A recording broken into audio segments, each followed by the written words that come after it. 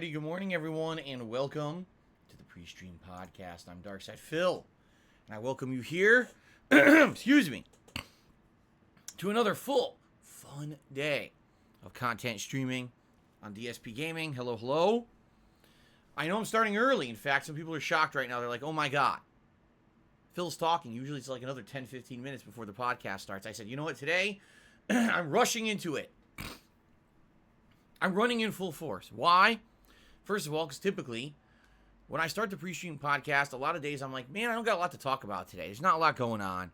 So I don't know how long the podcast will be. And then the podcast ends up going super long because we get into topics. Like, you guys bring stuff up or whatever. And I wanted to give a little bit extra time today. If the podcast ends early, that's perfectly fine. We can jump right into Elden Ring and enjoy more gameplay, right? So I figure sooner the better. And people are just going to have to start getting used to that. In fact, in particular, I have something that I need to start talking about today to get you guys ready for this weekend. Because this Sunday, okay, this coming Sunday, which would be what? Let's see, 13th? Sunday, March 13th, 2022.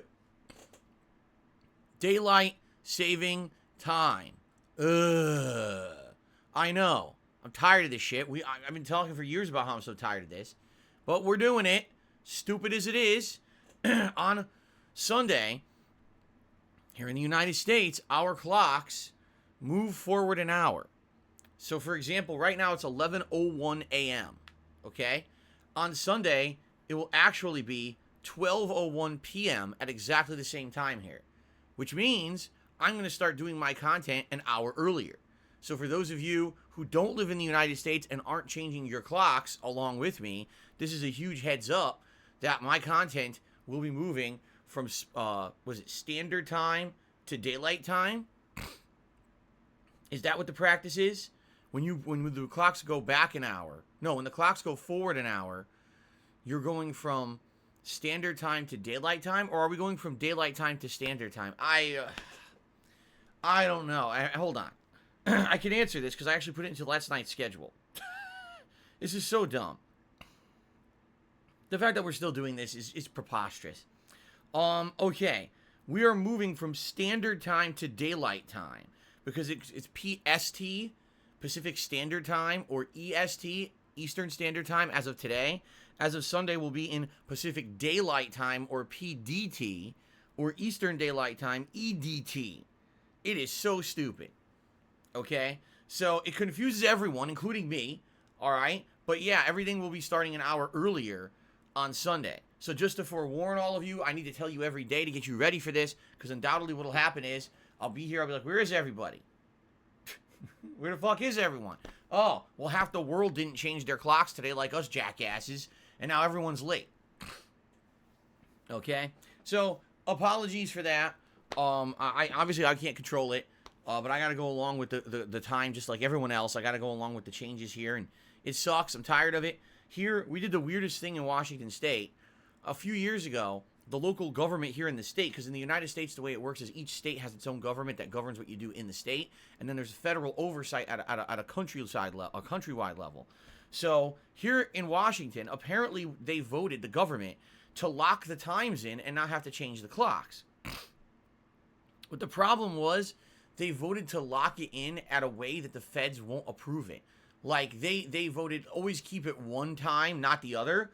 But the federal government says, oh, well, the only time you can lock it one time or the other is if you lock in the other time that you didn't pick. So, for example, let's say they always wanted to keep it right now, 11:03 a.m., and the clocks never changed. The feds were like, no, you could only have it be 10:03 a.m. And our government said, well, that doesn't make sense for us where we live for daylight and everything. And the federal government said, well, fuck you, we're not approving it. Seriously, they never approved it. So right now we could have no changing clocks, but the feds won't approve it. Whatever. Anyway, just forewarning everyone, yes, everything starts an hour earlier this coming Sunday. So I hope you guys will understand that and come to the streams. And, for the on-demand viewers, it doesn't really affect anyone, right? You guys are just going to see the videos go live on YouTube when they do. But for the streams, it's obviously a big deal, okay? And in reality, we were just talking about this in the stream chat before I started the podcast today. I realize I have a pretty large international viewer base. And what I mean by that is a pretty big chunk of my viewership is not United States citizens. A lot of you are from outside the U.S., so therefore you probably aren't changing your clocks on Sunday, so you need to know this, all right? So I'll be talking about this more every day. I'll be trying to put it into your head, program, Sunday the clocks change, so people don't miss out, okay? Okay. All right. Let's talk, everyone. First of all, let's go through the schedule so you guys know what to expect coming up in the next week, because now the schedule is solidified, and I think it's a pretty darn good one. Based on our discussions yesterday, I'm not playing WWE 2K22 at this time, even though it comes out this week. There's a few reasons why. Number one, money. Right now, I couldn't afford it if I wanted to. I don't have the funds to buy it. That's just being honest. Number one, there's bills and stuff clearing today and tomorrow. That's where all my funds have to go. That's the first primary reason. But outside of that, I'm juggling too many games as it is between Elden Ring, Horizon Forbidden West, the ongoing Skyrim playthrough, okay, and weekly Street Fighter. That's a lot to be juggling right now. Especially with the fact that Elden Ring is such an insanely long game that if I'm not playing it constantly, I will not beat it for like a month, which is ridiculous. I've already played it for almost 2 full weeks, and I tell me a month to beat it. I'm being left in the dust, essentially. Everyone else around me has played past me. I'm seeing memes all over the internet of stuff that I don't understand, and I'm like, damn, I gotta make progress now. We gotta be playing this every day, okay? So, that being said, the other fact is, WWE is not a game that has to be played immediately. Does it have a story mode? Yes, but it's just reliving matches from the past. It's not like, it's some original plot that you're missing out on if you don't play it right away. A lot of the content that I do in WWE games is sim content, meaning simulations of matches. But right now, the game just came out or is about to come out, and there's not enough created content to even do the sim matches if I wanted to. So there's absolutely no reason why I can't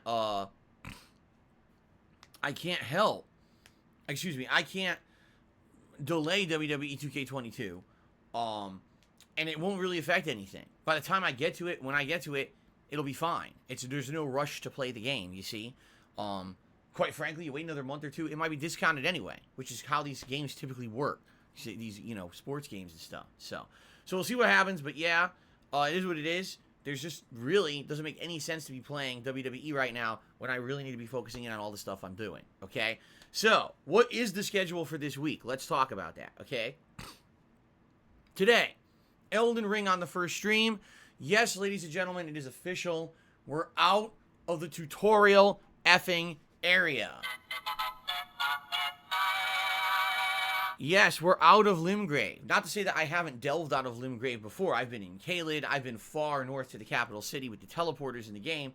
But man, I was basically like dragging my feet getting out of Limgrave because people kept telling me, dude, there's critical things in Limgrave you cannot miss out on. If you do, when you head to the other areas of the game, you're going to be way lacking. And it's true. Even as late as yesterday, 25 hours in, I found the Vial of Physic or whatever it's called, which actually is a critical item most people use to beat the game. And if I hadn't found it, I'm basically kind of hurting myself, nerfing myself, shooting myself in the foot per se. So I had to keep searching, 25 hours to get everything in Limgrave. It looks like I finally did it, although it's funny because some people are like, you didn't do this NPC quest, go do this and get hugged and do this and go here and there's another quest. I'm like, enough. No, really, enough. I understand the game wants to be jam-packed full of content, but Christ, man, 25 hours and I'm not out of the first fucking area. I gotta move on. Enough with this bullshit of every NPC has a quest to waste my time. It's time to move on. So we're in Liurnia right now, and I've played in Liurnia for roughly about an hour to an hour and a half. It's cool, although admittedly, the only real difference between Liurnia and the intro area is that there's a swamp. Outside of that, it's still a lot of trees. It's kind of cliffs and cliff sides, some big buildings. It's not that much different in my opinion. The swamp is tricky because you can't really see very well, and the enemies actually teleport in, so you don't know they're there ahead of time, and all of a sudden, whoosh, you're ambushed. So there is some interesting stuff there.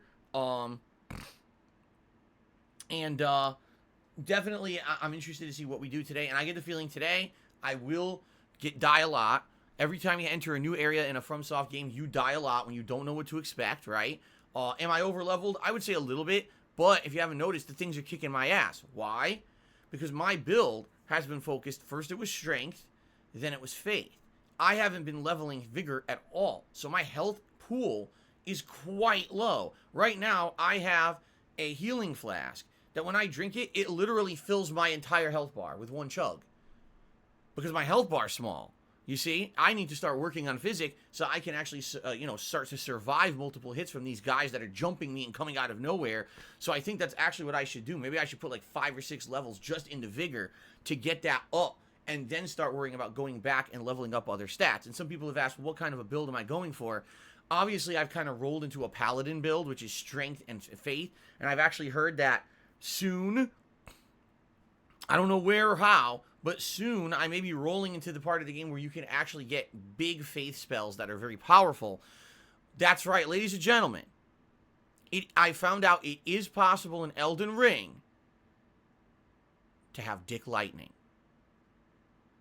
And I gotta strongly consider it because, man, that shit was so fucking good. If you don't know what I'm talking about, it's the lightning bolt spells.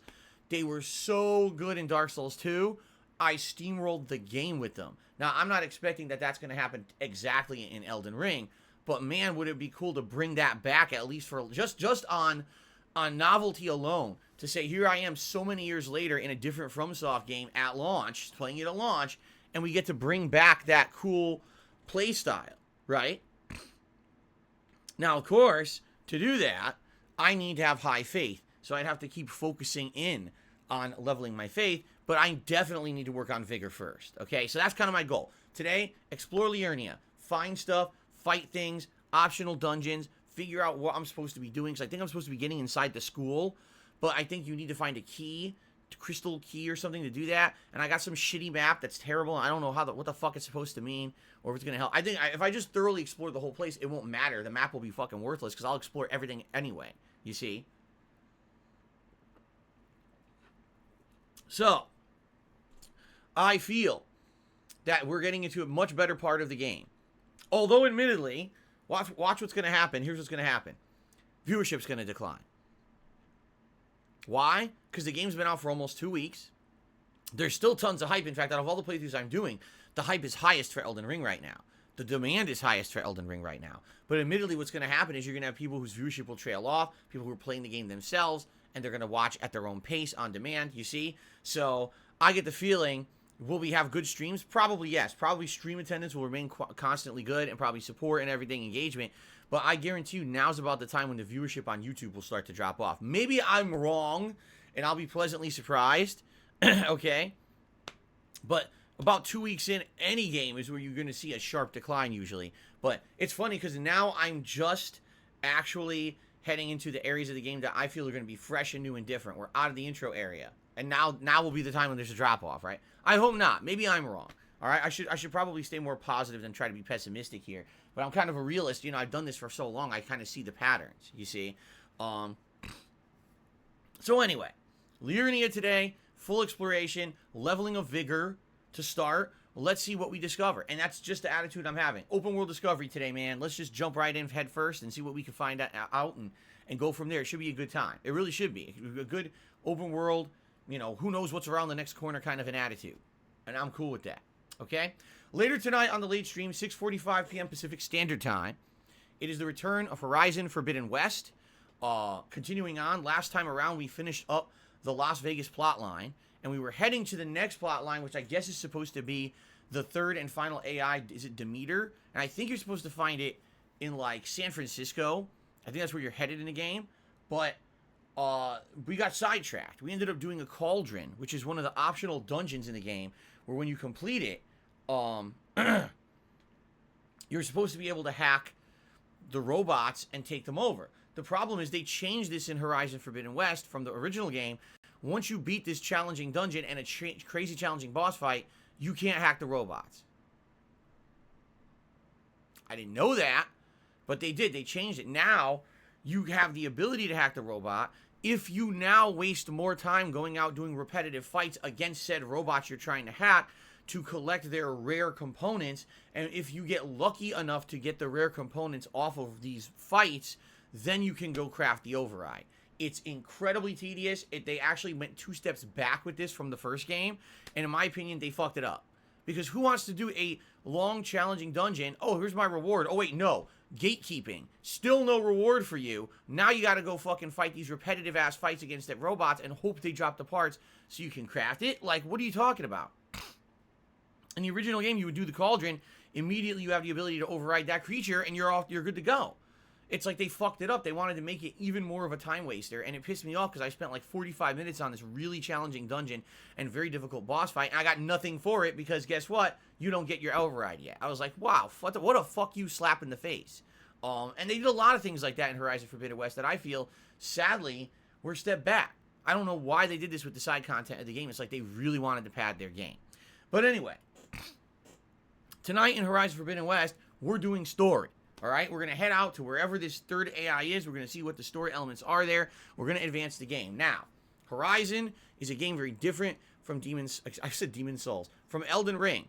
In Elden Ring, at every moment, you got to be fully paying attention. You got to be on your goddamn toes, okay? You really have to seriously be paying attention because at any moment you get whacked and you're dead. In Horizon Forbidden West, there's a lot of open world exploration, traversal, a lot of opportunity for downtime engagement. Let's put it that way, conversation. So, if you guys come and chill with me tonight at 6:45 p.m. Pacific Standard Time, I think you're going to have a good time because these streams are pretty chill, unlike Elden Ring where I have to be like hyper-focused on the game. So come tonight, chill with me in Horizon, let's do 2 hours of progress and see where the plot takes us, okay? Tomorrow, I'm not doing Elden Ring as the main stream. It's going to be the return of Skyrim Anniversary Edition as the main gameplay stream. I did this over the weekend on Saturday, and it went really well. Viewership was quite good. Engagement was great. We had fun conversation and a lot of interaction, and even the support was quite good. So I was like, wow. I brought it back as a main stream after a month away, and it just slid right back into kind of how it was going in January, and I was very pleased with that. So we're going to do that again tomorrow for variety purposes, okay? So, cool. Tomorrow night, Elden Ring. It's actually going to be the first late night Elden Ring stream I've ever done. It's always been a main stream since the game came out 2 weeks ago, but I'll be doing it as a late night stream on Thursday, okay?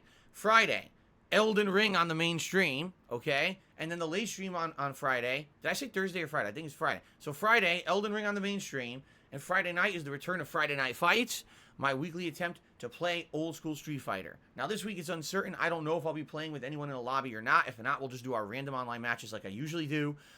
It's always a good time. We've got 2 different versions of the game to play, so it should be great, and I hope you guys will join me for that as usual.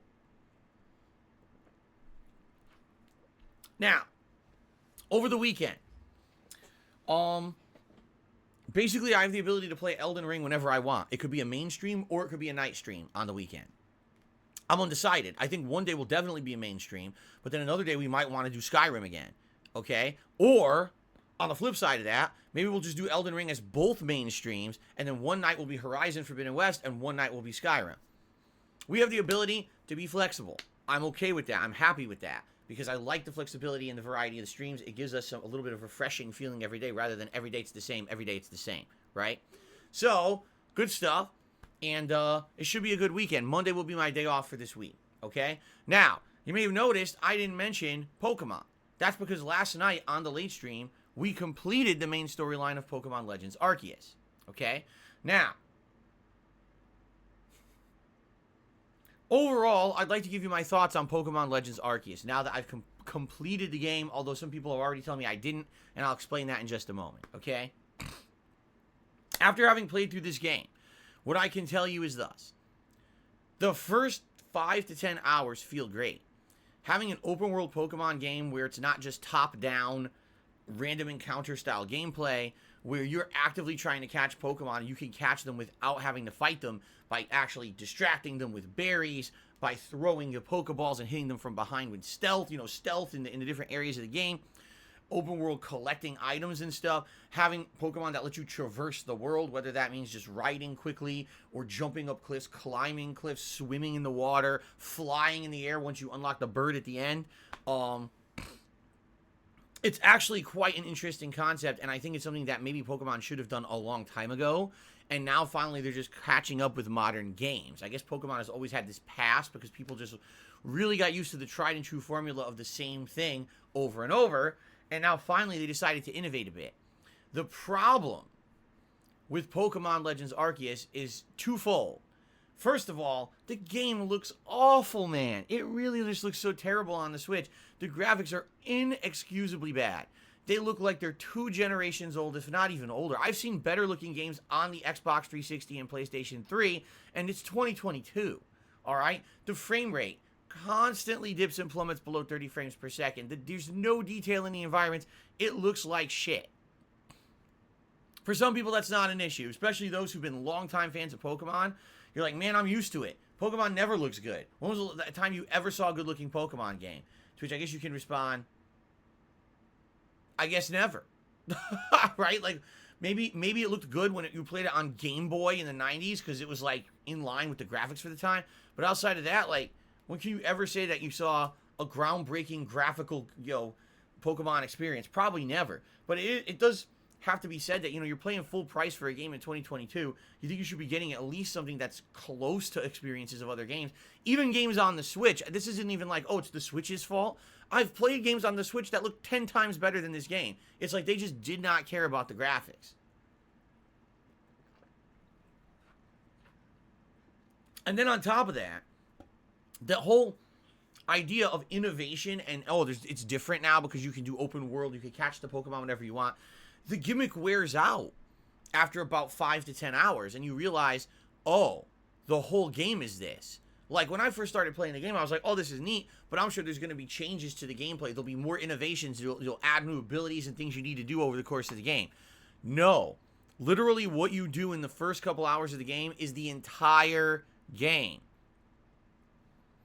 It adds nothing. There's no unlocks. There's no changes. Outside of, you can traverse things a little bit better with these Pokemon you ride. It's exactly the same gameplay the entire game. So what it really feels like is like this is a proof of concept game. What that means is they wanted to take a stab at something different and prove that it can work, taking the old tried and true Pokemon formula and world and putting it into a new gameplay engine. They succeeded. But man, by the time you get to the end of the game, you realize this was not a full-fledged retail game at all. It kind of felt more like a demo or a trial run for something. And it really didn't feel like you played a Pokemon game. I'm just being honest. Like, by the end of this, I was like, wow, I just don't feel like that was a mainstream Pokemon experience. It felt like it was a throwaway, disposable experience that you can forget about because the real deal's coming. And incidentally enough, the real deal's coming. Later this year in November, there's a real mainstream Pokemon game coming, not this throwaway experience. So it's kind of weird that they kind of got away with this, and it's also kind of weird that they're releasing 3 Pokemon games within a year. Anyway, so I beat the game last night, but some people already are like, no, you didn't. Like, well, yes, I did. The credits roll. Well, you didn't beat it. Okay. For what I'm to understand, the game has 2 more endings. There's a plot line in the game post-game where you do a series of missions, challenges, battles, and then there's a final boss fight that's supposed to be like the true final boss fight of the game. But that's going to take several hours to get to if I choose to do it. Even then, that's not the true ending of the game. Supposedly, the only way to get the real ending of the game is to maximize the Pokedex. And this takes hours upon hours of grinding. Like, you have to grind 15 to 20 hours because they expect you to get every Pokemon. But the only way to do that is to go to the randomly occurring dimensional disturbances in the world and catch the rare Pokemon that spawn inside randomly. You can't control what Pokemon are in them. Sometimes they'll be the ones you need, sometimes not. So you just have to race around the entire world hoping for the dimensional gate things to open and just catching as much as you can. And that's it. It's basically a big-ass, unfun grind fest. And even big fans of Pokemon have said, it sucks. They really screwed up this ending. They could have done it much better, and they kind of blew it. Am I doing that? No. If there was a time, like, for example, if you think back, 2 years ago? I want to say it was 2 years ago. I could be wrong. But if you remember, Pokemon Sword and Shield had come out in the late fall, early winter. We played it throughout December, January, and I beat it. But then I was like, wow, there's downtime right now. There's no new games coming out. We're looking for a chill stream game. Let's keep Pokemon in the rotation. So we did. And Pokemon stayed in the rotation for a while as a late night chill stream where all we would do is try to catch the remaining Pokemon. And it took like an extra month of late night streams but we did it, and it actually felt like a fun accomplishment, and it ended up being a really fun time just relaxing with you guys trying to catch Pokemon. I just don't have time for that right now. With the incredible amount of games I'm playing, the fact that there's games like WWE I'm not even playing, the games that we have games on hold. Remember Dying Light 2? I haven't even played it in like 3 weeks to a month. Like, are we ever going to get back to it? I don't know. But you see, the point I'm making is it's a very different time right now than it was the last time that I really went for like a Pokedex completion. And we just don't have that kind of dead time right now to fill. So Pokemon is not happening, you know. I said if people absolutely campaigned and said we want to see that second ending, and it took another 1 or 2 night streams to get to it, I would consider doing it, but only if people campaigned and asked for it. I wasn't going to just put it right into the schedule. So we'll see what happens, but I'm definitely not filling the Pokedex on this one. Okay? Now, Ask the King. Originally was scheduled for last week. This is my bi-monthly Q&A show where I answer your questions directly in a format where it's just answering of questions. There's no gameplay. There's no open to really discussion. It's just you ask, I answer. Okay? This is a legacy show. I'm going to close the window for a bit because the landscapers are outside. Hold on.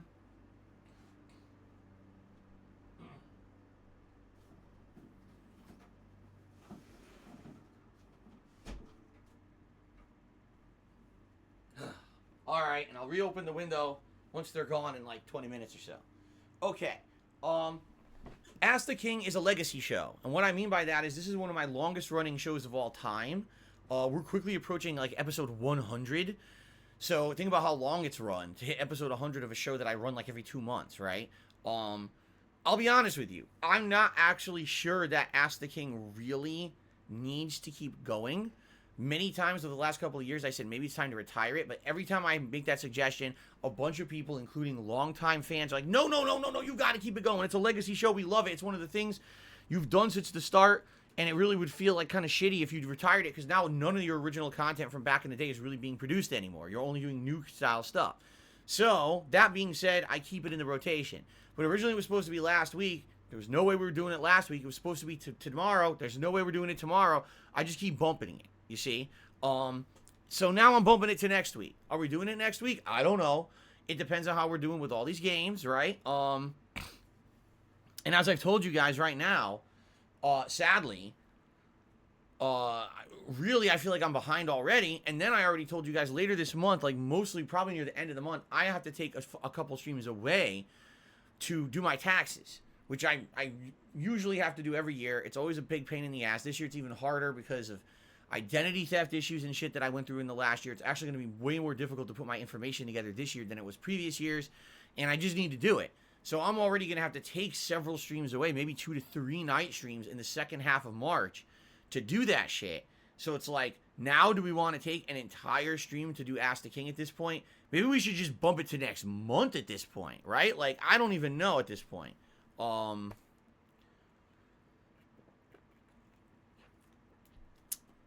What I can tell you is it ain't happening this week for sure, okay? Maybe at the earliest it's going to be next week, but I don't want to promise that, all right? So for those wondering what's going on with Ask the King, that's what's happening.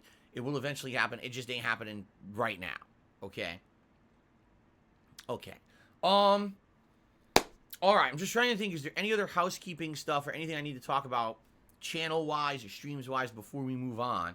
We do have a couple stories in the news that I'd like to talk about today. Nothing's really coming to mind. Excuse me. All I would like to say is, thank you for any support that you give me today. You guys have been absolutely great recently. Like I said, ever since Elden Ring came out in particular, engagement on the channel has been way up, meaning people liking the streams, people liking the videos, watching the videos, and giving comments on the videos, people engaging on the content and having open discussion about it, and the support as well. Everything's been good. Just to reiterate what I talked about yesterday, right now, financially, I'm strapped. What I mean by that is I have 2 giant bills. One of them absolutely is clearing today. Another is either clearing also today or tomorrow. I'm not sure. Usually it's different, depending on the month. Well, basically, everything I'm raising on streams that I can is going towards this to pay it. That's why I can't even buy WWE 2K22 right now. Even if I wanted to, I can't afford it. So, that being said, today, if you're going to support the streams, I appreciate any support, whether that be memberships, super chats, super stickers, or tips. They all help. Thank you in advance for anything. But if you have the option to choose, please tip me today if you can. The tips are going to go directly towards these bills, and I need to have these cleared so that way I can have the rest of the weekend to just kind of relax and look towards the future. All right? So if you can, please tip. That's the preferred method of contribution, only if you can. I'm not asking for anything above and beyond or crazy. I'm just saying, if you already were thinking about, supporting the content, please tip if you can. And by the way, again, please keep continuing to like the content that you see here on DSP Gaming. Dropping that like actually helps the channel significantly. Consider subscribing if you're not already a subscriber. That helps a lot. By the way, subscribers have increased dramatically since I started playing Elden Ring. We are actually quite close to hitting that 1,000 mark, which will get me to 197,000 subs and climbing. It takes a while to hit those. But typically, it takes like 2 months for me to get 1,000 subs. And just in the last 2 weeks since Elden Ring's been out, I've gotten almost 500. So, already we're jumping tremendously in growth, which is great. All right. So thank you in advance for anything, guys, any support. All right. Let's do some stories that I'd like to talk about. Gaming news. First of all, one of the big stories today is that there is a state of play today from Sony. If you're not aware, Sony puts out these digital announcement shows on the internet every once in a while. Today is supposed to be at 2 p.m. Eastern time? Was it Pacific time? Actually, I don't remember. I think it's 2 p.m. Pacific time, so I'll be streaming at the time. And in regards to that, I know there's probably going to be interesting news that people will all of a sudden start talking about on the stream, and that's totally fine. I'm not going to be angry with you guys. If you're watching State of Play and you want to talk about it in the chat, I'd be eager to hear it, although I'll be in the middle of Elden Ring, so I'll be concentrating on what I'm doing in Elden Ring, but I'd be more than happy to listen to all kinds of announcements and things in games. I mean, that's what we're doing here on stream, right? It's very cool to have that interaction with you guys. Very different from just playing stuff offline and ignoring everything else going on around me, okay? It's supposed to be a 20-minute presentation, heavy focus on Japanese game development, but there may also be other games updated from international studios. I'm actually hoping for an update on Stray, which we haven't heard about in quite some time, and it looks like a great, interesting, innovative game, and there's been nothing on it, and I hope that we get some updates on that. But some people are actually all speculating, oh, well, we hear about Bloodborne Remastered. Well, we hear about Sony bought Silent Hill, and there, all this crazy speculation is on the internet. I don't feed into them. Let State of Play happen and then see what happens. Be pleasantly surprised. Don't get your hopes up for crap that ain't going to happen. You know what I'm saying? So later today, we may have a lot to talk about State of Play. Maybe even on the late stream tonight, Horizon, when it kind of sinks in, we'll have a lot more open discussion about it. But I'm excited to see what Sony has in store for us. Okay?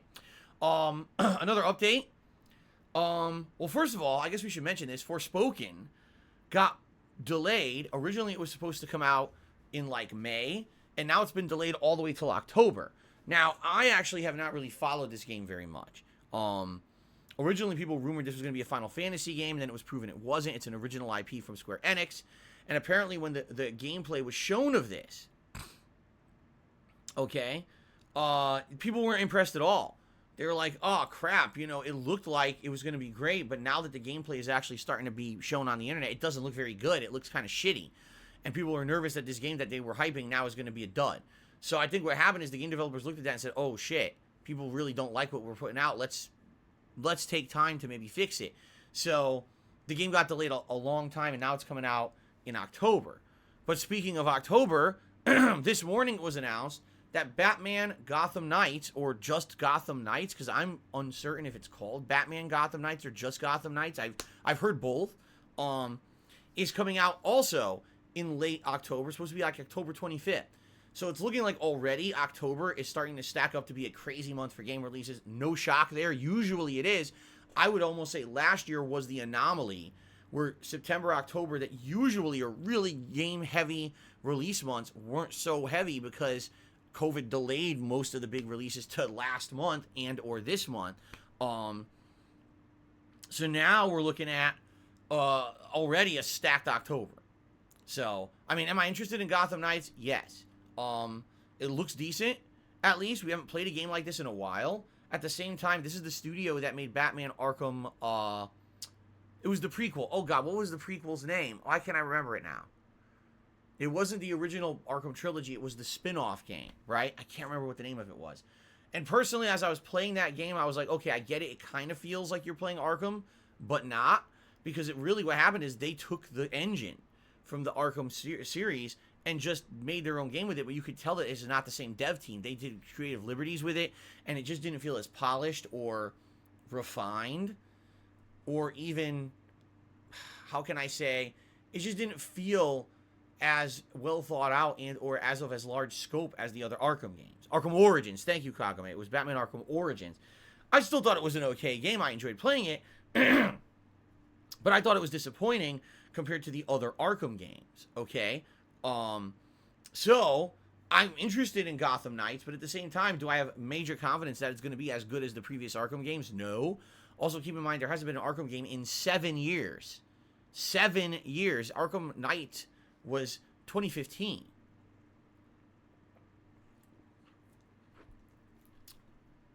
So that being said, excuse me, it's been quite a while since we had one of these games. Will these games hold up? That's another interesting thing. You know, a formula that used to work a long time ago, today a lot of the times you go to play the game, you're like, oh, it didn't really hold up. You know, it's kind of outdated now. Maybe the Arkham formula won't work for a new game. I don't know. But I guess we'll find out, okay? Excuse me. Now,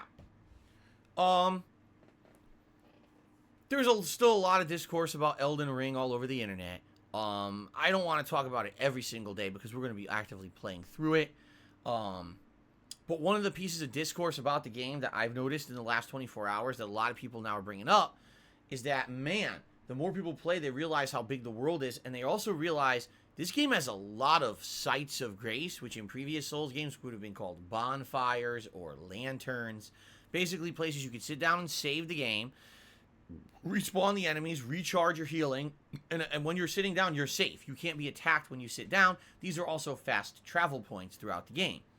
Well, what a lot of people are basically talking about now is that the game just doesn't feel like the old Soulsborne games did when it comes to, like, getting lost, feeling tense, feeling like you're always at risk. In fact, a lot of people are saying, man, when you have this many fast travel points, it feels like you're kind of safe everywhere you are. At any moment, you can just run to another save point, and they're all over the place. And, you know, they're comparing this to the previous Souls games where sometimes you'd be a long wait between bonfires. You'd have to find a shortcut to even get back to a bonfire, which was very dangerous to get to. And in this game, that's not the case. You're really not looking for that kind of stuff. You're always just kind of looking for the next bonfire. You know what I'm saying? Now, does this make the game easier? Yes and no. I feel that the game is easier because there is no gauntlet run challenge. You know what I'm saying? Like, it's not like, okay, you're at this bonfire or this side of grace, and you have to get through 400 enemies to get to the end of the next room to get to the next side of grace. That hasn't even happened yet, right? Really, in an open world environment, you can usually find a way to get to where you need to go without having to fight every enemy. That's a little different because the previous games, a lot of the times, that's exactly what you were facing. You got to get from point A to point B. There ain't no other way to do it. You got to be a man the fuck up. And of course, that's incredibly sexist, what I just said. I'll get in very trouble for saying it. What you know what I'm saying is you got to be tough. You got to really just tough it out and get your ass through there by hook or by crook, right? And now it's kind of like, meh, you just turbo right through, jump on your horse, double jump, you know, run around, cheese them, whatever you need to do, and next you're at the next save point, progress, right? I actually feel that the challenge in this game is a little different. The challenge is basically finding everything, because any open world game, you're adding this element of exploration and discovery that maybe previously had not been part of the franchise. Now, admittedly, in the Soulsborne games, exploration and discovery has always been a part of it. You're always looking for the illusory wall or the ledge that doesn't look like you can go across it, but you can, and you go around the edge, and oh, there's a secret item there, and it's a good item, right? That's always been a part of it. But to me, I have to kind of maybe agree, all right, that yes, at least the open world portions of the game do feel less tense. They feel less risky, more like, oh, this is Souls, and at any moment I could die. It almost feels like there's no risk because there's so many safe places. If you gain a significant amount of grace, you're just going to be able to spend it right away.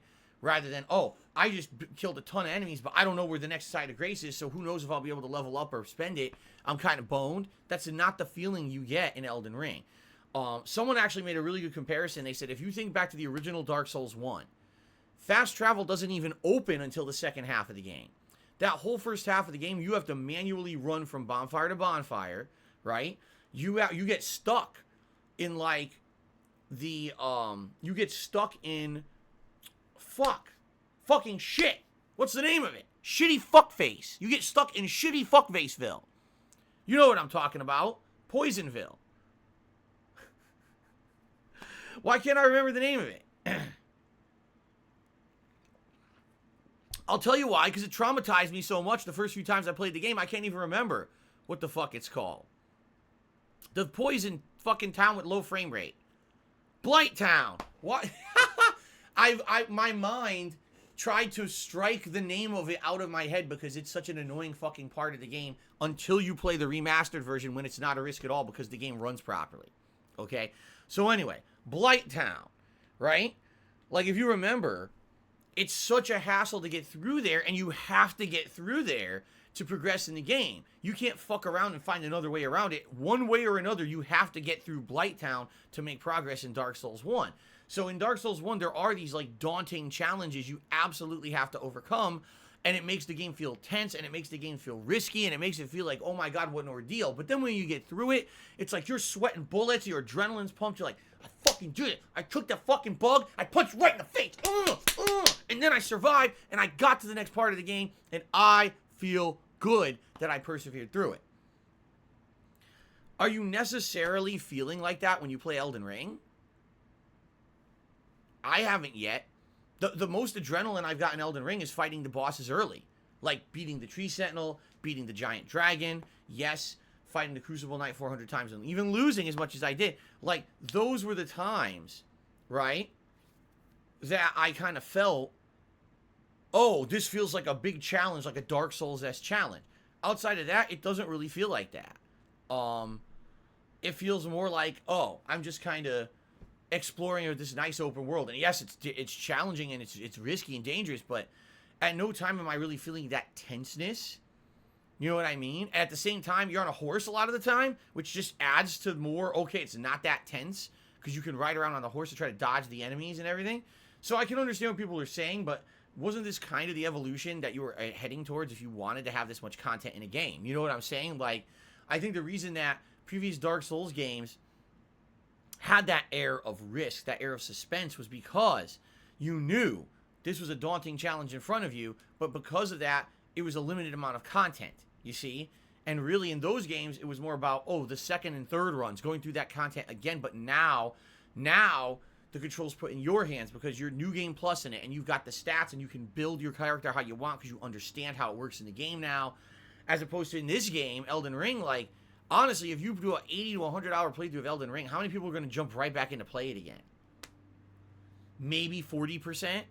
I don't think that a ton of people after playing this game for like a month are going to say, I want to go right back in. They're going to be like, fuck this, I need a break, you know? I don't know, you know, so I kind of see both sides of it.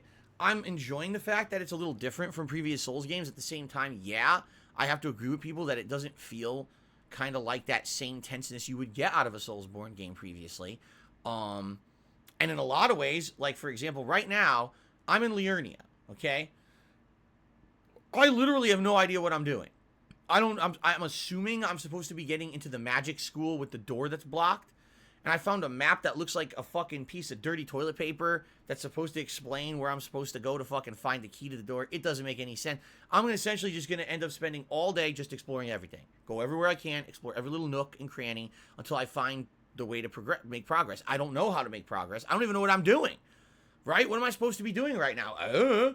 In Dark Souls, yes, you can get lost in the open world, but you always kind of feel like, okay, I'm heading into a new area. This must be progress. In this game, it's like, I don't know if this is progress, right?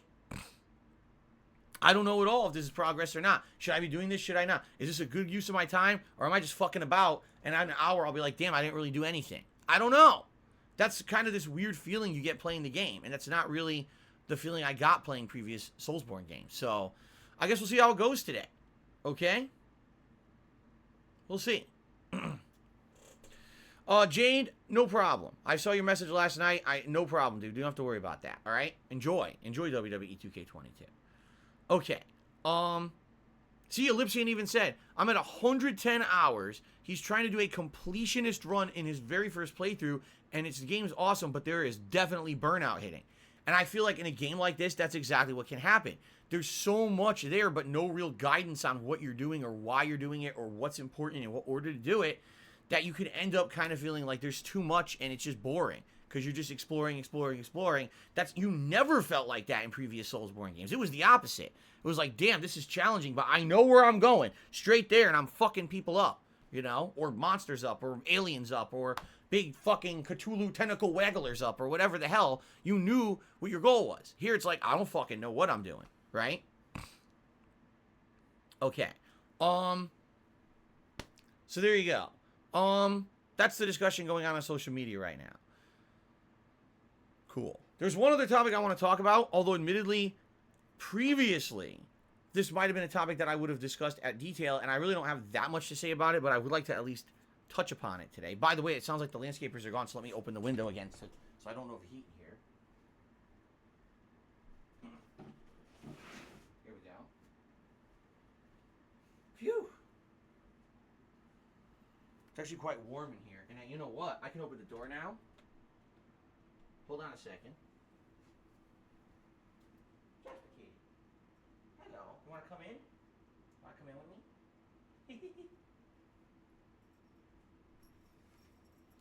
Here he comes. Yeah, Cat went to work, and so now the door will be open for the whole stream. So Jasper will be able to join us today if he so chooses. He's in here right now behind me. And you might see him jumping up on the chair and being silly. All right? Cool. So, ladies and gentlemen. EVO.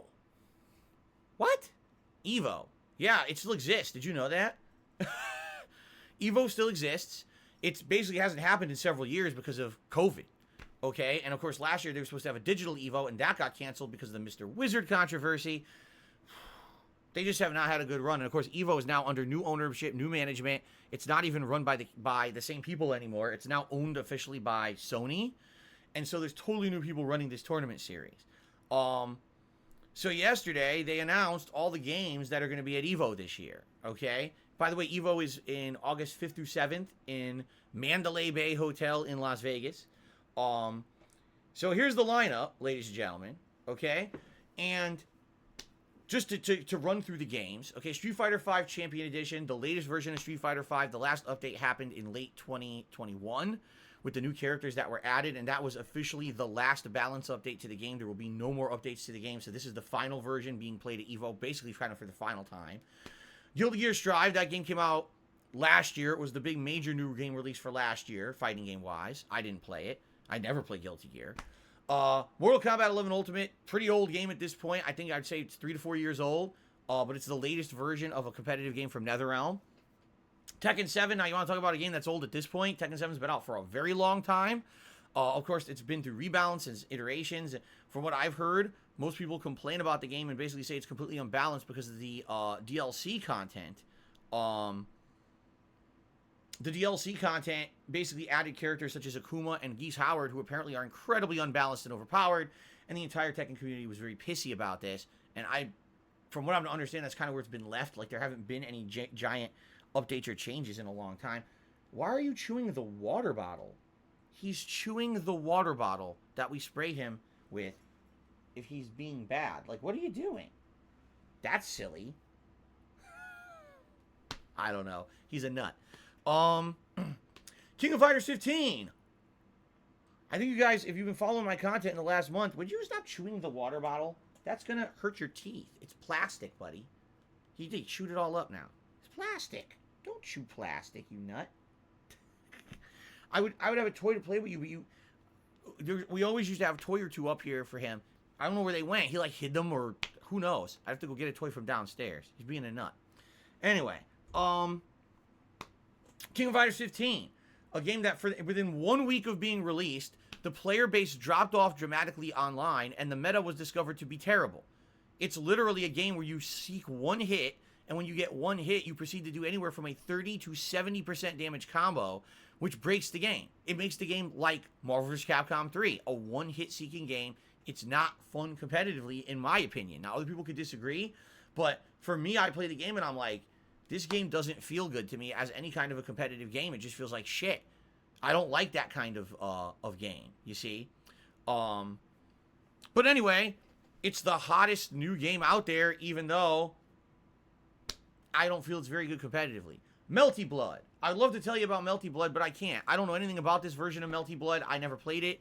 I know that the Melty Blood community is a dedicated one, but at the same time, they never really get mainstream notoriety. Maybe this is a chance for them to get mainstream notoriety. Dragon Ball FighterZ, I mean, you want to talk about a game that really hasn't been prominent in a long time. I mean, the game came out, 2017 or something like that, and it was hot at the time, but over the years, it kind of fell out of prominence, and no one really talks about this anymore. Grand Blue versus Fantasy. Now, there's a game that I tried to play a few years ago, and I played through it a little bit, and I couldn't really get hooked on it. It just didn't feel very interesting to me. Maybe it does have a competitive circle. I'm not sure.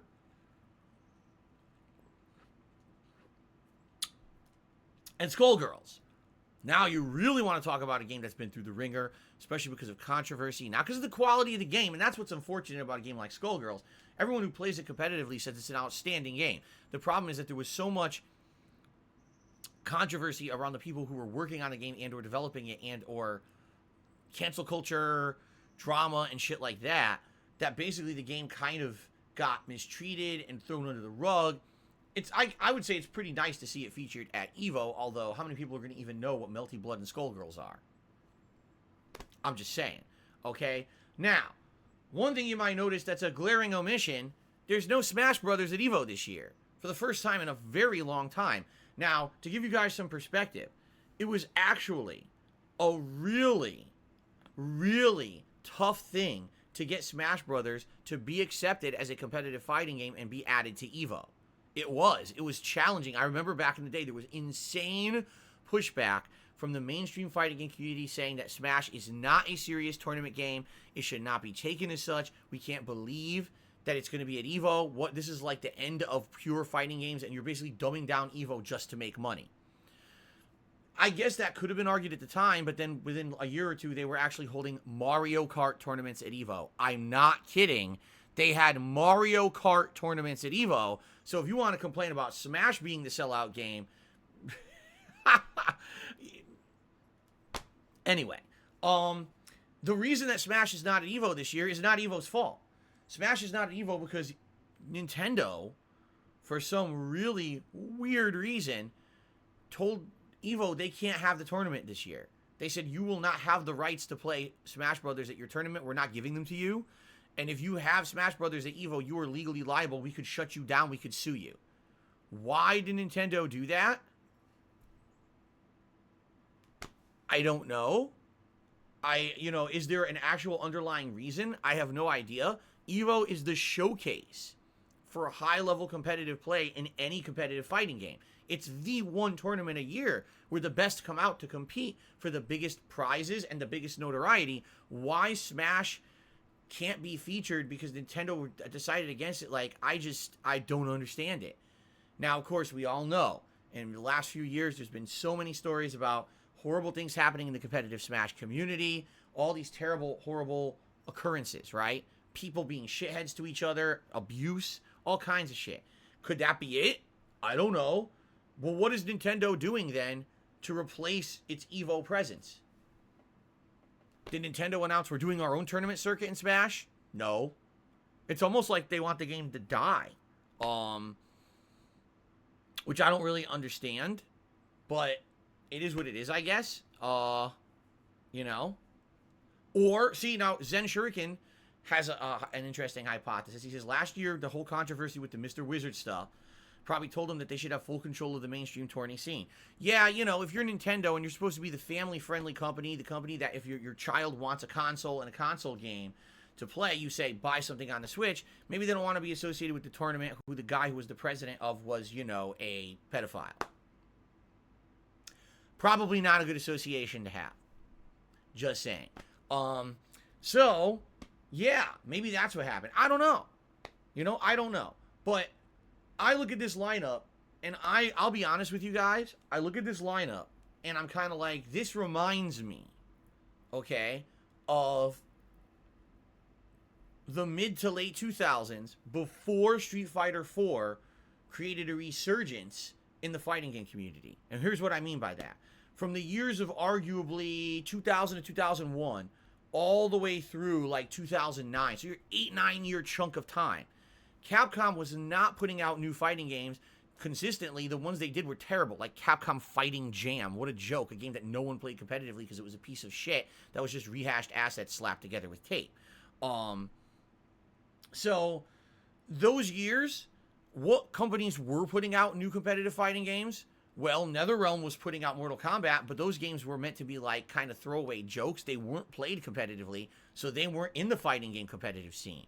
Tekken, yes, but Tekken wasn't releasing new updates regularly. It was like once every 3-4 years they'd come out with a new Tekken game, so even that wasn't consistently updating and being in the tournament scene. It was a pretty dead scene in the 2000s. In fact, the big four Capcom games were as follows: Marvel vs. Capcom 2, Capcom vs. SNK 2, Super Street Fighter 2 Turbo, and Street Fighter 3 Third Strike. And those games were the big four games for Capcom from like the early 2000s all the way to the release of Street Fighter 4. Almost a decade, the same four games were played, okay? EVO at that time was incredibly stagnant, but still growing in popularity because that was the time when internet notoriety was becoming prominent. People were posting up results, people were posting up videos of the tournament, and people were starting to get hyped. There was no live streaming then. But those were kind of the formative years of the grassroots Street Fighter community, where people were really toughing it out to keep Street Fighter prominent, okay? That's kind of when the lineup looked like this. Man, these games have been out for a long time, a lot of them, right? Like, Guilty Gear Strive's been out for almost a year and a half. Mortal Kombat 11, like 3-4 years. Tekken 7, 4-5 years. Dragon Ball FighterZ, 4-5 years. And then you got little smaller games that really don't get the big mainstream appeal. And Street Fighter 5's been out since fucking 2017. So holy shit, right? Like, these are old games. And it's kind of like, well, when's the new shit coming out, right? When's Tekken 8? When's Mortal Kombat 12 or the new Injustice? When's Street Fighter 6? That's when things will get reinvigorated. So this kind of sucks in a lot of ways, and here's my take on it. I actually don't blame EVO in the slightest at all. All right? First of all, EVO is not the same people anymore. So it used to be run by people I absolutely detested. It's not anymore. A new company bought them. It's a new management. So I'm not going to sit here and have sour grapes over EVO when the people who I have issue with don't run it anymore. Okay? Like, I'm not. I'm just, oh, well, they moved on. Good. This is good to have a new feeling of new management and refreshment. But what sucks is that if EVO had happened, the last couple of years, it would have been a lot more hype. And now it's like 2 years without EVO because of COVID. And now it comes back and the lineup stinks. It's all older games and one game that sucks in competitive nature, King of Fighters 15, in my opinion. So it's kind of like, damn, I wished it was better, Quite frankly, I would wish that they would have like a retro showcase. Like, they've got the Capcom Fighting Collection coming out in June. All right? EVO's in August. That would give them 2 months to determine, hey, let's play Darkstalkers at a competitive level again. Let's bring back Hyper Street Fighter Anniversary Edition or something. And there'd be opportunity for cross-promotion because the game is just coming out, and at least it would feel like there's some freshness instead of, here's the same games you've been playing for years with absolutely nothing fresh at all, and then King of Fighters 15 that kind of stinks. You know what I'm saying? But I just kind of feel like this lineup is underwhelming. Like, incredibly underwhelming. And I wish that if EVO was really coming back, there'd be new games. And there just aren't, really. Maybe next year, seriously, maybe next year will be much better. Maybe next year you'll say, oh, you got Street Fighter 6 up there. You got a new NetherRealm game. You got the new Tekken. In fact, those are kind of the big three right now when you think about it. Street Fighter, what other NetherRealm's doing, and Tekken. We need reinvigoration into those three, especially with Smash now gone from EVO. No more competitive Smash is possible without Nintendo's buy-in, okay? We need something to reinvigorate this scene. And right now we ain't seeing it, And again, I don't fault EVO. I actually kind of feel bad for EVO. I do. I wish that there had more going on because they're coming back after 2 years of being away and they don't have much to offer besides, oh, we're back in person. Okay? It's the same fucking games, So I hope that this year we will actually get information about Street Fighter 6, that it's releasing in the next year. I actually hope we get information about a new NetherRealm game, whether it's Injustice or Mortal Kombat or something different. I just want something new from NetherRealm. And you know what? Can we have Tekken 8? It's been so long since Tekken 7 came out, and I really would like a new Tekken. And I'm shocked that we have zero information about this. I would love for there to be a new Tekken game, but we haven't had anything. I'm getting ridiculous questions in the stream chat. Am I going to go compete? In what? Out of these games, what do I play? Exactly. Do you see Super Turbo there anywhere? No. I'm not competing. There's nothing to compete in. That's what I'm saying. Like, if they had, Hyper Street Fighter 2 Anniversary Edition, maybe I would, be interested. Or if Street Fighter 6 is coming out. But no, there's nothing there, And that's what I mean. It feels kind of like the hype that was all built up around Street Fighter 4 that reinvigorated the fighting game community starting in 2019. It went all the way through the life of Street Fighter 4. Kind of has fizzled out. And like the last 5 years, it honestly to me feels like fighting games are just not where they were. We do need something to give it an injection of hype and excitement again. I don't feel that. When fighting games are coming out, I don't feel that hype and excitement anymore. King of Fighters 15, I was pumped for. Within 1 week, I couldn't find people to play online. The connections were terrible, and the game was broken. 1 week! That's not good. That actually shows the opposite. It shows that fighting games are not healthy. It shows that, sadly, fighting games are hemorrhaging, and they do need something new and interesting.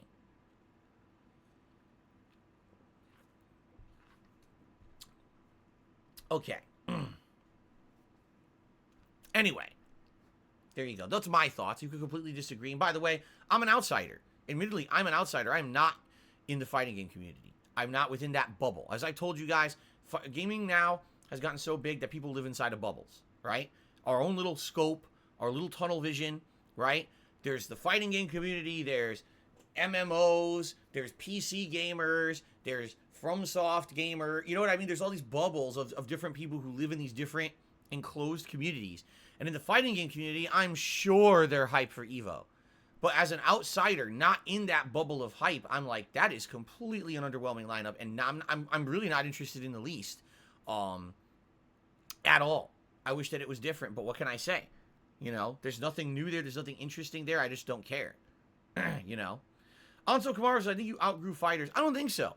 I just think that fighters changed to the point where they are not what I used to look for in fighters. You know what I'm saying? Like, it just doesn't feel like when you're playing a fighting game that's the same experience you used to get. I played King of Fighters for a week. I kicked major fucking ass the first few days, and then within the first few days, everyone learned how to abuse the online play to get one hit into a 70% combo, and it's like, okay, it's not fun anymore. It took 6 days. That's the state of fighting games. That's bad. Fighting games should not be that. Fighting games should have variety. Fighting games should have robustness. Fighting games should have a long lifespan. Not within 1 week the game's busted, half the people quit it, and now it's all one style of gameplay. It's shit. And how many fighting games have been like this? Street Fighter is not immune. Street Fighter 5 was the same, man. They've got to make it different. They have to go back to how it used to be, or else these games don't have that longevity. You want to know why they have longevity? Because number one, media hype. They hype the fuck about it and put so much into advertising and, the tournament. Watch the stream, the tournament, that people buy into the hype. And number two, people just don't know better. They don't understand that fighting games actually were much better previously. And in the last 10 to 15 years, they've literally degraded to shit for the sake of being fancy, flashy, and having someone who literally sucks at games just jump in and do a fancy combo within 10 minutes of playing. That's not fighting games. That's commercialism. They've turned fighting games into commercialist products to be marketed rather than competitive games to be played and enjoyed at an actual competitive level. They've ruined fighting games. That needs to go back to how it used to be, and it's been too long. It's been too long since we've had a game that at launch has no problems, literally rewards the person for buying it with a ton of content, whether it's offline and online content rather than just one or the other, has a variety of play styles, has, longevity. How the fuck do I buy King of Fighters 15 and within 6 days I can't find people to play ranked without laggy connections? That's insane. Insane. What has happened? It's just sad. Riazi says, we went from I don't like the game personally to people don't know better, that's why they like it. Yeah. Yes. If people actually experienced the classics and said, wow, wait a minute.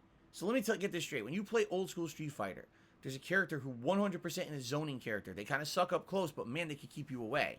Then there's a character who's a hybrid, who can zone you, but then when you get up close, they've got variety. They got footsies, they got mix-ups, they got all kinds of traps and throws and things. Then there's characters that are pure up-close characters. Get to them, grapple, tons of damage, crazy priority, and crazy reward for getting in close. Then you got the characters that don't have projectiles, but are kind of the anti-projectile characters that work around projectiles because they have invincible moves that can blow through them. This is basics. Basics, and what I just described in the last 60 seconds is more complex than most fighting games that have come out in the last 10 years. That's bad. They have dumbed down fighting games to the point where it's just one strategy, one ad nauseum repetitious bullshit so that a newbie can play the game and feel like they know what they're doing. That's not valid. It's not. One hit, 70% combo. Well, I learned the one hit, 70% combo. So I suck. I don't know anything about footsies. I don't know anything about gameplay mechanics. But in lag, I'll just keep jumping and doing little punch till I hit you and then do the 70% combo. Fighting games. That's not a fighting game. That's a piece of dog shit. And that's what they've all become. And that's not good. Okay? It's just not. That's not what a fighting game should be. So yeah, if people like that gameplay, I'm not going to fault them. It's probably literally all they've seen for the last 10 years. But they just don't know better. They don't understand how different fighting games used to be, how much you had to think, how much you had to learn, how much you had to practice, how much you had to dedicate, and how much you had to actually, like, have an idea of, like, I'll give you perspective. When I play a fighting game, I look at the screen, and I see a million things. I really do. I see a million things all at once, because I think of all the years of experience I have and all the matchups and all the different hitboxes and everything. Most of these people, oh, here's a character, little jump punch, little jump punch, little jump punch. I hit it, 70% combo. Oh, well, go back to little jump punch, little jump punch, little jump. There's nothing to them. That's it. The game is a mini game. It's literally a mini game. There's no thought to it. There's nothing, you know? And that it's so different to understand how these games are supposed to be as opposed to what they've become to sell copies. And that's what I mean. I look at that lineup, I'm like, there's not a single game there I'd be excited to watch at a competitive level. Not to say that some of them aren't good, but some of them are outdated, you know, years and years old. I don't care about that. Street Fighter's dead at this point. We need Street Fighter 6. I like Tekken, but I don't want to see Tekken 7. I want a new Tekken. You know, it's been too long. So, all right. Anyway, we've digressed enough about this. Let's get to shout-outs, okay? So let's actually start up with YouTube side shout-outs today. And the first one is from Zoya, who did a super chat and says, if you keep Ask the King, it should become a biannual show, in my opinion. So you're saying only twice a year? See, here's the problem with that, Zoya. Even doing it bi-monthly, I find it incredibly hard to get people to care about the show until it's about to happen. And I'll give you some perspective on this. So last time I did Ask the King back in December for Christmas, okay? I do the show, and I announce during the show, oh, you can post up your questions for the next show. I maybe got 5 questions, and then done. No new questions posted. People will not be posting questions for the show till I tell you, oh, it's in a few days, then all of a sudden there's an influx of questions. Now imagine if I do a biannual show, right? There's literally no one will care about that show until a day before. And then all of a sudden, oh, okay, I'll ask a few questions. The less frequently I do it, I feel like it kind of makes it less pertinent because people just get used to it not existing and just asking me the questions on the streams, you see? So I like doing it every 2-3 months. Maybe I should do it quarterly because I was doing it bi-monthly. Maybe now I should do it quarterly. But in reality, it's kind of like, when does it make sense to do it? Right now is the literal worst time to do it. I'm so in the middle of so many games that people want to see me play the most of. Why would I be doing it now? You know what I'm saying? But I think it makes sense to have it bring back when things are a little slower with games and dying down. I have more time for it too, because right now, not only am I inundated with all these game releases, but like I said, I already have to take some streams away this month to work on my taxes, so probably a bad time to now take a full stream away for Q&A, right? Mac Lang did a super chat saying, can you update the Patreon goal? No. I've already explained many times, and I'll explain it again. I have a Patreon. Patreon. I guess they actually pronounce it Patreon, even though it makes no sense because Patreon is supposed to be a take on patron of the arts. So to pronounce it Patreon literally undermines the point, but the owners say you pronounce it Patreon. Fuck if I understand what they're going for. Anyway, so I have a Patreon. It's at patreon.com/DarksidePhil. Okay? Now, at one point, Before I became a full-time streamer, Patreon was a major focus of mine because it was a way to get supplemental income for special projects and events. That has long passed. My Patreon is essentially a legacy, okay? What you can do if you'd like to contribute to support my streams, to support my on-demand content on YouTube, but you don't want to do something that's like a live stream interaction. You don't care about getting a pop-up on stream. You don't care about getting a shout-out. You don't even want to be visible, all right?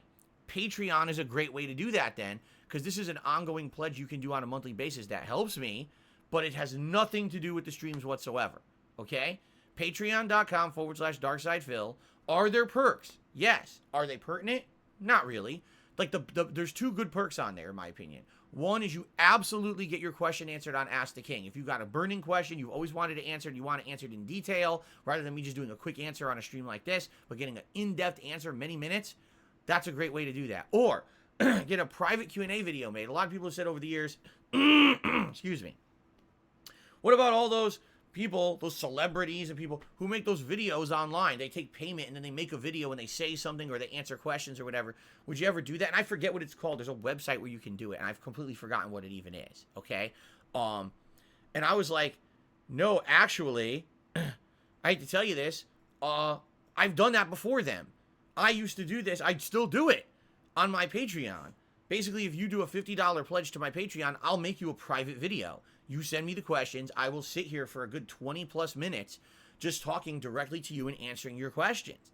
And people really have liked that over the years, and now people haven't done it in a long time. Why? Because essentially it's fallen out of prominence. People like the fact that I'm an interactive streamer now. They don't really care about that kind of stuff that much anymore. Every once in a while, it's very rare, someone will actually drop $50 on my Patreon and be like, hey, can I get a private video? Maybe a couple times a year, all right? It's that rare. So it's not a big deal, okay? Now, people say, well, will you update your Patreon? Will you make it more pertinent? No, there's no point. My focus is these streams and the content on DSP Gaming. My focus is not Patreon, and it hasn't been in many years, and I've already explained that it never was going to be. There was one time when I thought maybe I was going to stay on Twitch even though I wasn't in the partner program, and I said, well, maybe Patreon will become more important now, and that kind of just fell through, especially when I was, decided, fuck this, I'm just going to stream on YouTube now, and this is my focus now, all right? And Darziak even said, he says, dude, your Patreon so outdated, it says you're still a streamer on Twitch. You're right. I don't update it. There's no point to me updating it. The people who go to my Patreon to support me there do so because they want to support. They know who I am. They know my content. They want to support that content. But they don't want to be involved with the streams. So let me be an ongoing supporter of Phil, but I don't want to have that notoriety or that shout out or that on stream. Let me just support him kind of behind the scenes, and that's exactly what it is. So if you're that kind of person, maybe you watch these videos on demand on YouTube and you're like, man, I wonder, is there a way to kind of support Phil behind the streams? Yeah, my Patreon. Check it out. There you go. But no, I'm not updating it because there's no point. I'm focused on this content right now. Okay. Zway did a $5 super chat and says, I literally feel the same way. I'm doing the Ronnie side quest talking about Elden Ring. It's so fun. I can't wait till you do it. I understand the aimlessness factor, though. Yeah, and I understand that people in previous FromSoft games felt like they had more direction, or at least they kind of knew that they were working towards an end goal. Let me get through this terrible dungeon, and maybe there's something at the end. Now it's like, where do I go? What do I do? What's happening? I don't know. Don't you dare. Jasper, stop that. Do not bite a wire. You're going to get hurt. Jasper, don't do it. I don't want to have to spray you with the spray bottle. I hate doing that. But you can't get hurt. You can't bite wires. They're electrifying. Stop that. You know better. You know you're not allowed to do that. You're just trying to get my attention. Okay, let's head over to the tips side of things, okay? So our tips today start off with Atlas Telemon, who tipped me $2. Let's go ahead and get that on the leaderboard, and we'll see what he has to say.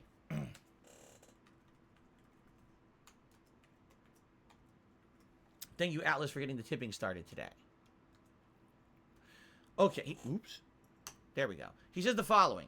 Video game journalism is a branch of journalism concerned with the reporting and discussion of video games, typically based on a core reveal, preview, review scale. Oh, excuse me, cycle. So he's saying it's a review? No. Reveal, preview, review, cycle. Do you see yourself as an independent game journalist? You're more credible than most. Here's the thing. Do I cover games? Yes. Yes. But I'm very different because I don't follow that cycle. I don't reveal, preview, review. I'm just like you guys. I just listen to some public information that's out there, and then I play the games at face value, and I tell you what I think. I don't hype them. I don't get paid to promote them. I literally don't even know much about these games before they come out. I probably know more or less than most, right? I probably know less than most people because I'm not someone who does massive research on purpose so that when I play them, I can give you honest takes on what I'm playing. I didn't even know about half the shit in Elden Ring before I played it. I didn't. You know, I was like, wow, okay. Honest exposure for the first time as I play the game, and that's a good thing. Do I see myself as part of games journalism? No. I don't think I'm a journalist. Am I a gamer? Yes. Am I a content creator? Yes. Am I a public personality on the internet? Yes. Am I a popular one? No. But I am a public one. And I have a responsibility to my viewership to be honest, to be transparent, and to be, to some extent, loyal to that viewer base by telling you how it is, and so you understand my style. You guys understand my style is that it's honest, it's transparent. I'm telling you on the fly how I'm feeling about a game every time that I play it. And even though there may be times when I'm upset about a game or times when I'm fanboying out about a game, that's not the overall feeling that I have about a game. You got to let me play through the whole thing and then give you an overall opinion at the end. I really feel that the opinions that I give you at the end of games are some of the most well-balanced out there. I'm not sitting on a game and fanboying over it and giving it a 10 out of 10 because I'm a fucking idiot. Yeah, I claim like I'm a professional, right? At the same time, I'm not just going to sit here and unnaturally crap on a game for views, which a lot of people will do. Oh, it's overhype how bad a game is for views. I don't do that either, you know? So that's what people come here for, honesty. And of course, some people come here for cringe. They like that I fail at a game and I rage at a game, and they like to see me in the moment get upset about losing at a game, and I get that appeal as well. I think everyone has that to some extent. So it's all good. But no, I'm not part of this games journalism cycle of get an early reveal about information about the game, previews of the game, early release copies of the game, and then this media hype that you pump up about a game to stir it up, and then you formally play and review the game. I'll never be part of that. Seriously. First of all, I don't like it. I've told you guys, that whole system is flawed. When you innately are getting games early in order to preview them, to early review them, you're part of a machine. You're part of this hype machine that gives free promotion for games. So you're going to unnaturally skew what you say about a game in order to stay part of that working machine, right? I'll give you an example. Deathloop is coming out. Well, look at this game. Is it fun? Yeah, it's all right. It's different, a little different. But we overhyped the fuck out of it, and now we get into this great relationship with the publisher and the games company, and so we'll continue to get early release copies of those games, and we'll get prominent focus so we can get the games early to focus them in, or showcase them in our content. You know what I'm saying? It's kind of like a you scratch my back, I scratch yours mentality. As long as you treat me well, we'll treat you well, and now we all profit from it. That's completely dishonest. How can you tell me that a review is honest when the only way you could get that review out is because someone did you a favor by giving you the game early? It's not. It's a completely dishonest practice. The time for that is long gone. It's when the 1990 print medium was when that was supposed to happen, not in the modern day. It's completely outdated, it's dishonest, and it's always going to lend itself to be skewed one way or the other and not be honest. Someone like me, I only play the game on release day. I play it, fully, transparently, live on stream. I can't hide anything from you guys from my experience because it's all happening, unfolding live for you. And then by the end of the game, I can give you an honest opinion about it. And honestly, that's what everyone should do. They should wait for someone who's fair, balanced, and not being paid to say things one way or the other. Or being part of this machine, this media machine where you scratch my back, I scratch yours. So as long as I kick your ass, you kiss mine, and we get this nice relationship where we both succeed. That doesn't happen with me. Literally no game company is going to reward me for saying their game is good, and I'm not going to get any overinflated attention for saying a game is bad. So you know what I'm doing is legit, you see? There is no way you could ever say that I'm a part of that. That whole media cycle. No fucking way. Okay, Atlas Telemann to me, another $1.50 says, don't be mad at me for asking. If EVO would hold a retro tournament with Super Turbo in the roster, would you go? There would be so many determining factors. Seriously. There would be so many determining factors because just you saying that at face value doesn't even mean anything. They're going to have Super Turbo. Okay, what version? Out of the 400 versions that have been out. Like, I'm not even kidding. Home versions of Super Turbo include the following. PlayStation 1, PlayStation 2, PlayStation 2 again with Hyper Street Fighter 2 Anniversary Edition. Super Turbo HD Remix. Okay. Super Turbo from the current 30th Anniversary Edition collection. Fuck. There's more. Oh, Dreamcast. There was a Dreamcast version I played in tournaments. So that's just off the top of my head. That's 5 to 6 versions. Okay? Plus arcade. So what version? Okay? Okay, how's it going to be run? Is it an invitational? Do you have to qualify? Do you have to go to a series of tournaments and win to qualify? Do you play online to qualify? That question alone cannot be answered. There have to be all these qualifying criteria. Here's the only situation where I would even consider re-entering the competitive scene for Street Fighter is if they were going to have a tournament somewhere where I'm not investing significant time and money to be there just for the tournament. So, for example, let's say EVO's in Vegas, and I just so happen to say, okay, my wife and I are going to go on a trip to Vegas. And maybe one day that we're in Vegas, I'll go to EVO, and I'll play in a tournament. But outside of that, the rest of it is nice, relaxing with my wife. Then maybe I would even consider it. There is no way you're going to see me playing in qualifying tournaments and circuits. There's no way. I just don't have the time nor the desire to do it. Not to say that I couldn't do it. If anything, what we've seen from me jumping into competitive, like I just played Grog, right, on Friday. It was super fun. He's still pretty good. And I held my own, right? And I know that if I actually concretely practiced against good players, I could get back to where I was, if not be even better, because now I have even more knowledge of fighting games from probably the mid-2000s. I probably have grown in my knowledge and everything. All right. So could I get to a competitive level? Yes, but the answer is, would I want to? Probably not. First of all, what's the payoff? Would it grow my business or my following on the internet? Don't think so. Most people who are here are not here to watch me play competitive fighters. There's a group that watch me play it Friday nights, and that's about it. Was it 200 people? You know what I'm saying? Am I going to get some kind of a giant mainstream following in the fighting game community for playing fighting games competitively? No. No one's going to care. If anything, they burned that bridge. Not me. They burned that bridge a long time ago. When 10 years ago, they were so jealous that I was popular on YouTube for basically being a scrub. I wasn't good at Street Fighter 4. I was fucking around and having a good time with it, but I was pumping out videos at a rate that I was overshadowing the entire competitive Street Fighter community at the time, and they were so pissy about that they shat all over me. Every time someone asked about Darkside Phil, they insulted me. I didn't even know who the fuck these people were. Newcomers who had just started playing Street Fighter 4. Fuck that Darkside Phil. Who the fuck are you? I don't even know who you are. Why are you shitting on me?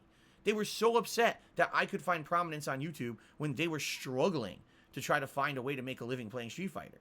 And they burned the bridge, not me. Now, people in that community think I'm some kind of a terrible player and never was good. Like, what are you talking about? Actually, it's the opposite, but you're an idiot and you just don't want to accept facts because people told you to hate me for no good reason.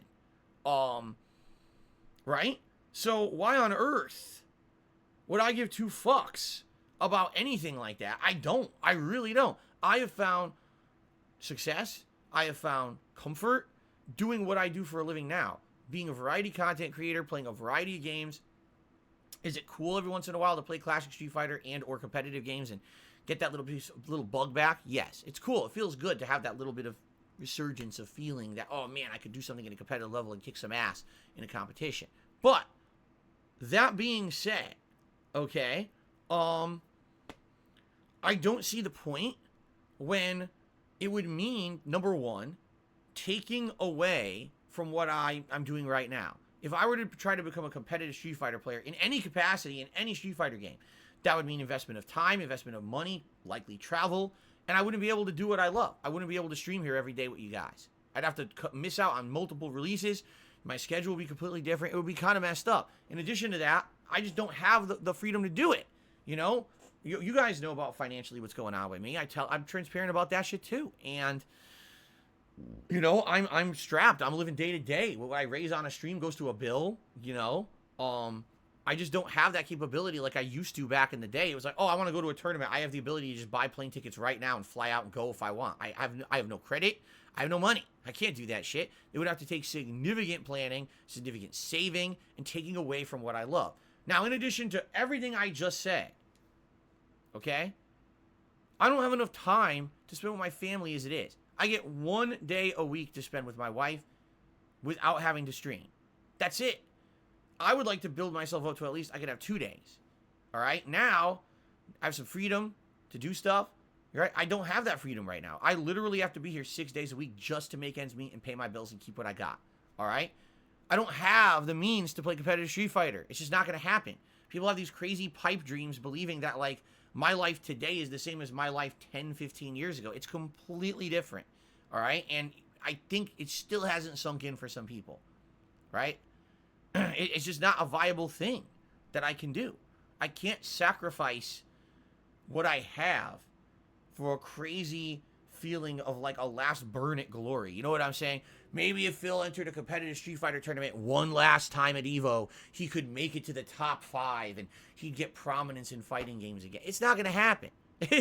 Even if I won the fucking thing, no one would care. I mean it. Even if I went to fucking EVO right now and I won Street Fighter V Champion Edition, oh, that doesn't mean anything. See, this just proves what we've been saying, that the game sucks from the day one. Because that's how it's become. That's literally how it's become now on the internet with me. Anything that I succeed at is a fluke or isn't real or is disqualified for some reason. It wouldn't benefit me. It wouldn't benefit the business. It wouldn't benefit my streams or my content to be a prominent Street Fighter player. All right? Like I said, if anything, okay? If anything, the only thing that would happen is maybe sometime in the future, EVO is happening in Vegas, and Kat and I decide we want to go to Vegas. We've never been, as a vacation. Maybe we want to do some tourism kind of stuff. And just casually, I enter the tournament, and 1 day out of the time that we're there, I go to the tournament and I play some Super Turbo against people. Whoopity-doopity. No big deal. But no, I'm not the same person that I was. I mean, I'll be honest. I quit the competitive community in 2007. Because I was fully burnt out, and I didn't care about it anymore. It was only with the reinvigoration with Street Fighter 4 that I even cared about fighting games again. And even then, I never got to a competitive level in that game. Marvel vs. Capcom 3, same thing. I never got to a competitive level in those games. I fucked about with them. I got prominence on the internet for covering them, but I was never good at them. I didn't care. I don't think anything's going to get me to care. You know what I mean? And as you guys can see, this is the other problem. All right? Fuckheads in the chat, literally just talking shit, making stuff up, insults, conspiracy theories. And this is the problem with me on the internet is, oh, can Phil be a competitive Street Fighter player again? Well, what's the point? No matter what happens, these idiots will make shit up about me and insult me and say negative stuff, and everyone will just believe it as fact. So, how would that ever motivate me, right? To try to do something. Seriously. How would that ever motivate me to try to go back and do anything like that? When those moronic idiots literally are always in the wings waiting to say something stupid or write or something off. You know what I mean? And everyone believes it because they're morons. And there's nothing I can do about that,